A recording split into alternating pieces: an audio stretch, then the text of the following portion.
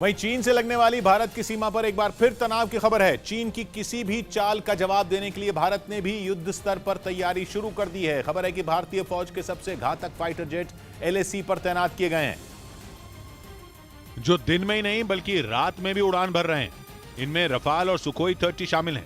अचानक लद्दाख में भारतीय वायुसेना एक्शन में दिखने लगी है। तैयारी ऐसी है जैसे जंग होने ही वाली हो। खबर है कि वहां वायुसेना अपने फाइटर जेट उड़ाकर अभ्यास कर रही है। अभ्यास भी ऐसा कि एक साथ भारत के जेट कई कई चक्कर लगा रहे हैं। हालांकि इस बार भी पहल भारत की तरफ से नहीं हुई, शुरुआत चीन की तरफ से हुई।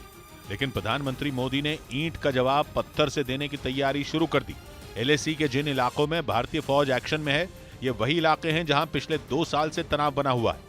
मतलब यह कि लद्दाख में चीन की फौज के एक बार फिर कोई बड़ी साजिश रचने की खबर है। पिछले महीने के आखिरी हफ्ते में चीन की तरफ से कुछ गड़बड़ी होने की खबर आई थी और पता चला था कि एलएसी के बेहद करीब चीन के फाइटर जेट उड़ान भर रहे थे। हालांकि चीन के जेट भारत की सीमा में नहीं आए, लेकिन एलएसी के इतने करीब जरूर आए कि भारत के कान खड़े हो गए।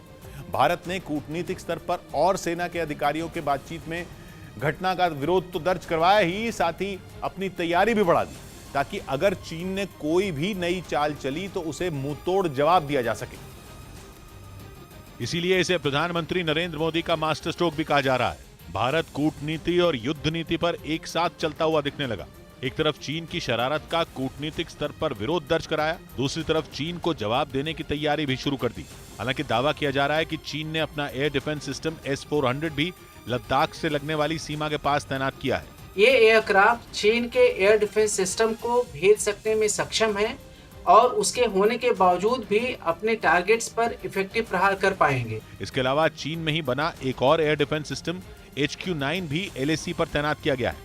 इतना ही नहीं, बताया जा रहा है कि चीन की वायुसेना का सबसे ताकतवर जेट J-20 भी एलएसी के पास तैनात किया गया है। इसे भारत के रफाल से निपटने की तैयारी के तौर पर देखा जा रहा है। हालांकि दोनों देशों की ओर से तेज हो रही तैयारी एलएसी पर तनाव बढ़ा सकती है।